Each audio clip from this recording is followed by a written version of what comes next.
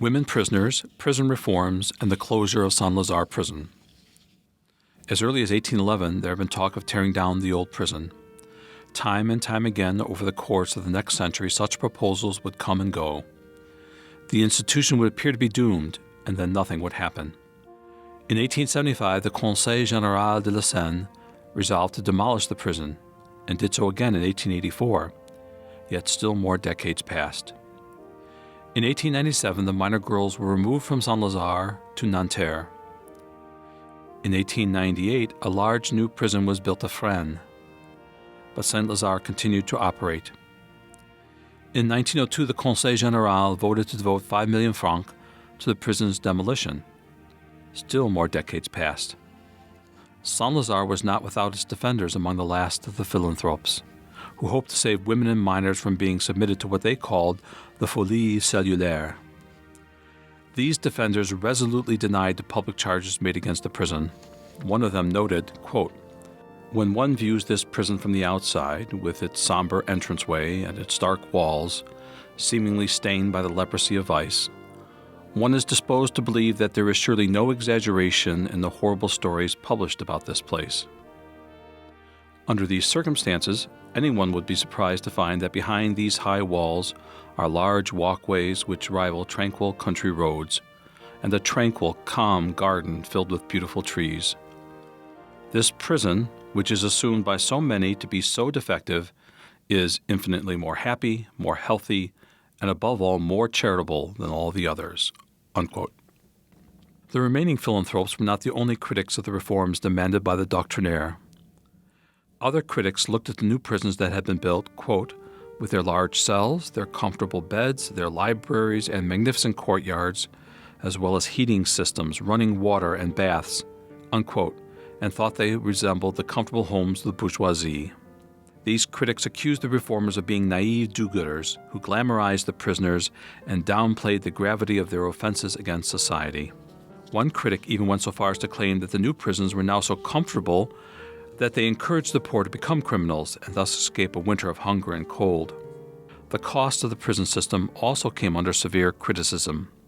It was noted in 1898 that the average cost per day to the state of supporting a prisoner was 1 franc 30 centimes, while the cost of supporting a soldier was only 90 centimes. Generations of activists continued to press home their demands for prison reforms, joined with strident criticisms of the deteriorating physical and humanitarian conditions at Saint-Lazare.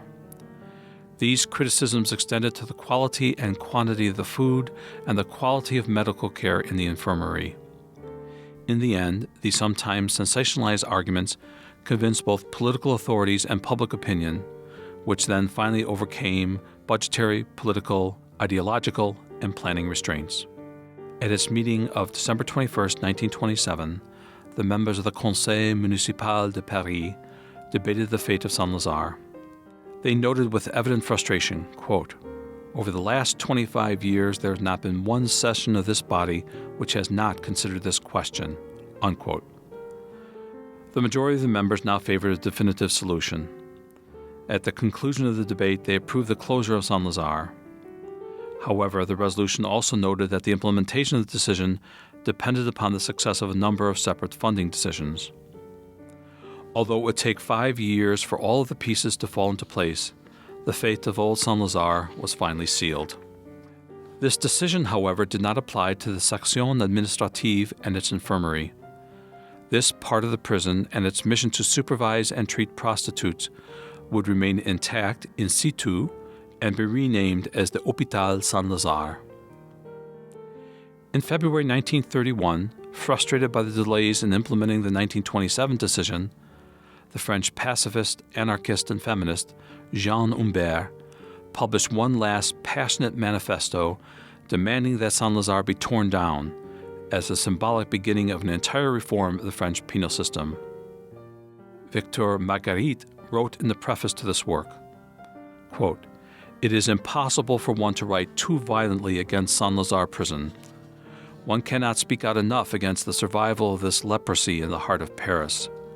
One cannot protest enough against the ignoble tactics that are employed by the jailers, nor against their crying injustices, nor against the scandalous abuses, nor against the revolting exploitation of the detainees. One cannot say enough about the insolence and brutality of the guards. One cannot say enough against the promiscuity and the vermin that infest the dormitories, let alone the repulsive filth of the hallways and cells. One cannot cry out loudly enough against this house of detention, which is not only the foyer of all vices, but also that of tuberculosis. In her socialist critique, Humbert not only attacked the prison, but also the entire penal system and the society which produced it. She said, "I speak in order to seek a more just humanity, to demand an equal sharing that will establish the equilibrium necessary to maintain social order, that will facilitate fraternal understanding and solidarity, and diminish considerably the number of evildoers. Abolish poverty, and you will abolish the prisons." In February of 1932, the relocations of the prisoners and the other functions of the prison were finally completed, and the section judiciaire stood hauntingly empty.